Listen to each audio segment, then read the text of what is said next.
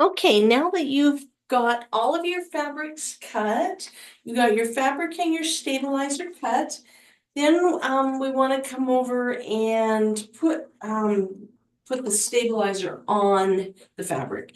So if you take you have some instructions and it talks about here using stabilizing, how to stabilizing the fabric for hand stitching. There are step-by-steps there. It talks about cutting the same stabilizer a little bit smaller than your background fabric. I chose not to. The teacher may know, the designer of the fabric may know something I don't. I have not worried about that in the past. And hang on one second, I'll show you something else I've done.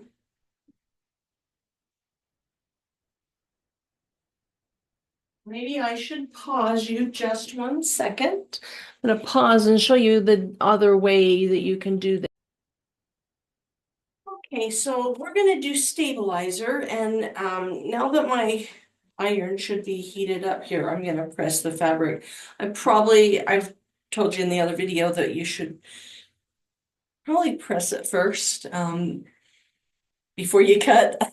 Sometimes I just do things backwards. So anyway, press and get those little creases from the bolt out of your fabric.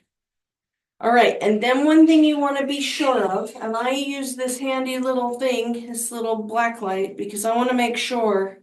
You see the difference here? You can see the little flowers. Little flowers show up here, but they don't show up here. So this is the back of my fabric. So I'm going to flip this over because I want my stabilizer on the back of my fabric. And then the stabilizer has two sides. It has a smooth side and it has a bumpy side. So we want to take the rough bumpy side and stick that down. Now that's a little big on this side, so it's going to stick to my my pressing board. But what you're going to do is use a pressing cloth as well. So if you have a pressing cloth, pull that out so that you don't melt some of that onto your ironing board or your iron. You can clean it, but the pressing cloth will help keep you from having to clean up so many messes. So you're going to need to heat that.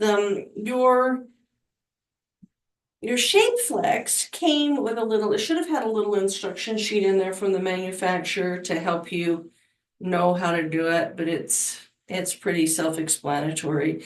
So we just want to make sure and give it a good press. We don't want to burn our fabric by leaving the iron in the same spot for too long, but anyway, you want to make sure that you've got that on there really good. And you'll know because they'll separate, so I'm not quite stuck. Yeah, I know. I know, use a pressing cloth. The pressing cloth's not as pretty. Anyway, so now you should be stuck to it. Yep, now it's pressed really, really great. It's stuck to it. So that's one method. In the instruction sheet talks about using fabric, and I'm going to show you another project I'm doing. It has nothing to do with this one. This is a pad project that I did a while back. I started a while back, and same thing. Got my pattern traced on, but instead of using a shape flex, I used a white muslin, and then I just did a basting stitch all the way around the edges. That is holding nicely so here's one that's almost finished, and you can see, so what it does is it makes it so that, I don't know if this light will work, but makes it so when you're looking through, you can't see the little tails of thread.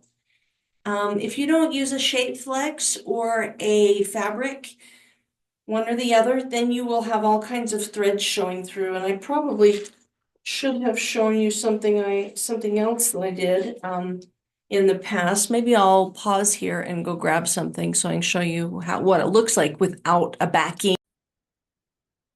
Okay, I've grabbed some of my older work. This is what I did the last time, was having this fabric on the backing. You can see it's just it's just barely on there with that baste stitch. It's just holding it just to hide all these ugly tails, right? That you can't see on the front. So this older work that I've done, let's pull this up here. This I did when I was learning. I made this quilt, and if you look carefully, I'll hold this up. You can see the tails here from my embroidery floss in the back. So here's some tails. There's tails on every one of them. This is quite a mess here. Let me pull that up close. You can see there's quite a mess of threads. You can see if I pull it tight, lots of threads underneath. And so if we're going to spend all this time on hand stitching, it would be nice not to have all those little tails. And I mean, this was a fun little project, a month block of the month. I used some muslin, but I mean, you probably can't see them unless you know what you're looking for. It almost looks like um, the dye has kind of spread when I've washed it, but it's just when I learned, I didn't really have a teacher. There was a store that sold these cute little patterns, and I just took it on. I just went and bought everything they had and took them on. And when I didn't know how to do a stitch, I asked the store owner, how to do it. She taught me how to do French knots, and I thought that I knew everything at that point. So anyway, this is the reason that we are either going to do fabric if you choose. If you don't want to use the shape flex in your box, or you don't have shape flex and you're doing embroidery, then you can just use a white muslin or a cream muslin, depending on what your fabric looks like. But anyway, so in this pattern, our designer has used shape flex, so we're just going to stick with that.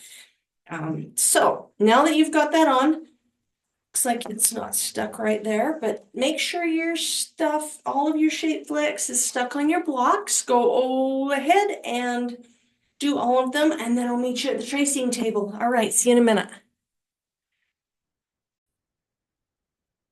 So as I am pressing these, I wanted to remind you, save the extra pieces of shape flex that you had. You may need them in a future block. So make sure and save everything, all your little fabric scraps, save everything you've got.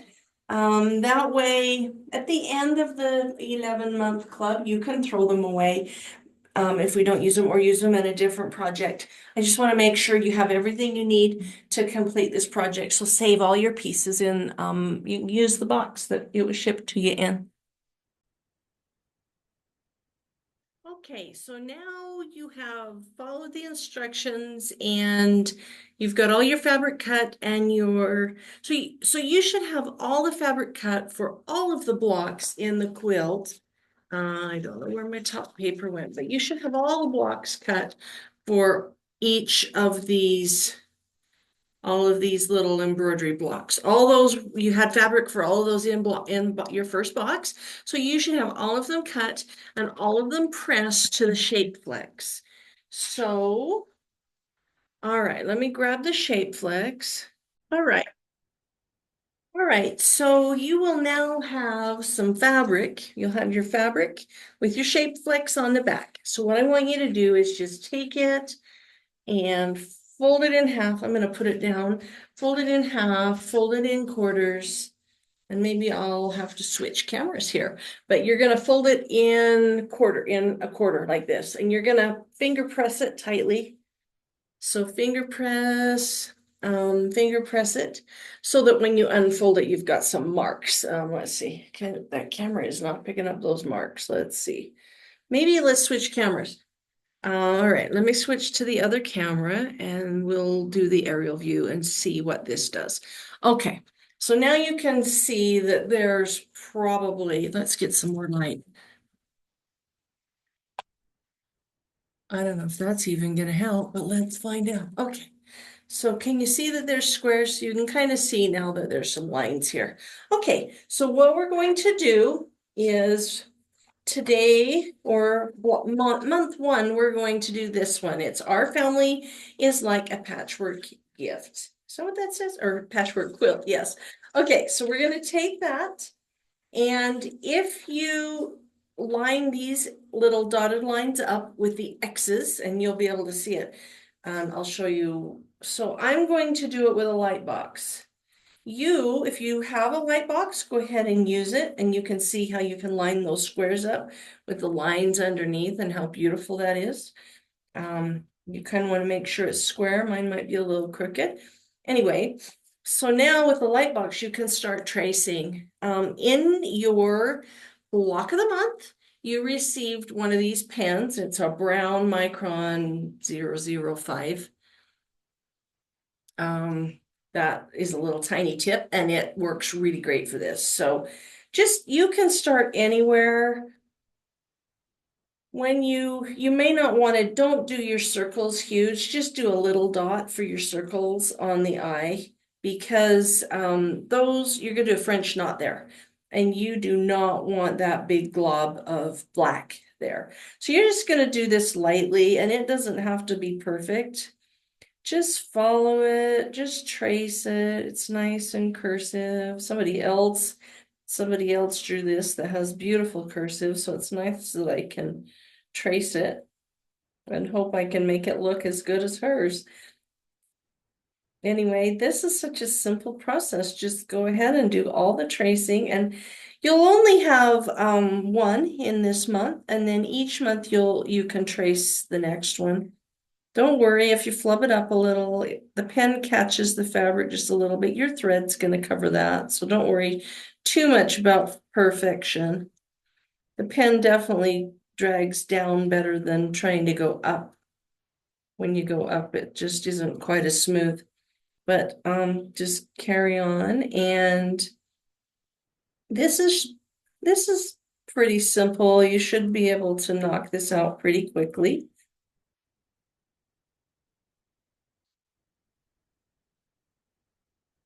And I think I said this, but if you don't have a light box, you can do this in the daytime. I like to use blue painter's tape. You can go and use blue painter's tape, tape it on a window, and you can knock this out pretty quickly on a window. You'll need it to be daylight. The other thing I did before I bought this light box was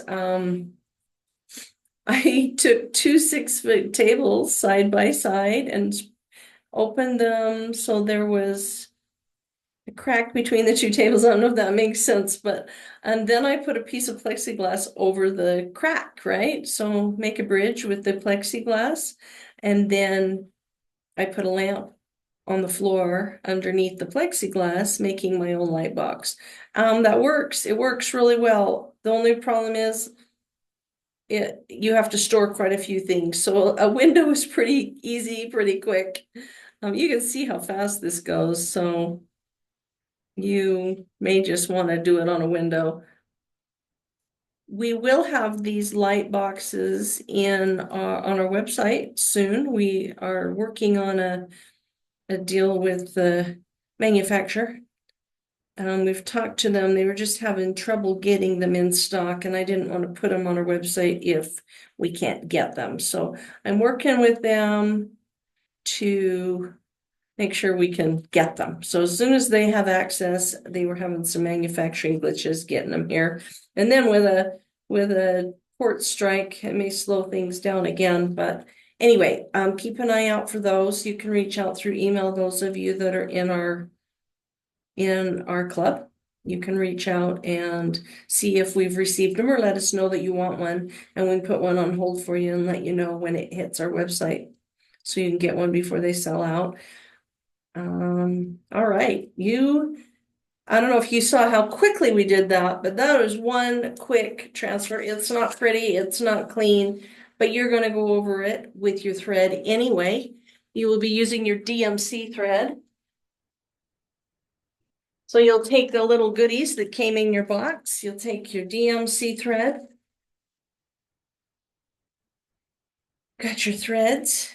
You got a couple of those. You'll get more as we go, as we need more. I'll make sure you have what you need. You don't have to make these last for all of them. I know it's not enough. I think it takes 6 or 8, which are all on order so that they'll all match. But you got 2 in the first kit, and that should easily do this first one. You've got a needle and some needle threaders. The needle threaders are to die for because I can't, I'm wearing glasses to see this needlepoint stuff, so it's always nice to have a great little needle threader. These are so awesome. So you just let me show you how to use those while we're right here. Pick it, you want to use a small needle. You don't want these big ones. You want the smallest one in here. I like this small one. So what you're going to do is you're going to put that, can you see that? Let's see. You put that through, let's get the camera to pick that up. So you put that through your needle. There we go. And then you'll stretch your thread out a little better than that. But then just stick your thread through, and then that's going to pull it through. You just pull that right through, and now your needle's threaded. Okay. All right. So now you're set. Now you're ready to go. You should be able to do these things kind of on your own now. You should be able to trace your pattern and hand stitching. I'll do a video to get you started on the hand stitching. I'll do that one next. If you're familiar with hand stitching, it's just a little, I think it's a straight stitch. Is that what she tells us? A back stitch. I think she's calling it a back stitch. So on your instructions, it is, oh, these cameras are killing me. Anyway, it's in the middle of your picture. In your instructions, let's switch cameras just because that's bugging me. I'm gonna switch cameras and see if I can show you that. It's in your instructions. Okay, right there in the center. Back stitch. It's stitching guide. Those instructions came in your first box. If you look at it closely though, you just come up. And I think she did like 1/8 of an inch. What does she say? I don't know if she says. Um, Not sure if she says, but it's nine back stitches per inch. So you're gonna come up and back down in the same hole, up, back down in the same hole. Well, just watch, just check this out here. So you're gonna come up and you're gonna go up a little farther ahead of where you want to be. You're gonna come back down here. You're gonna skip and come up again, back down in the same hole. Anyway, I'll walk you through that shortly. But if you already know how, go ahead and get that hand stitching done. All right, see you next time.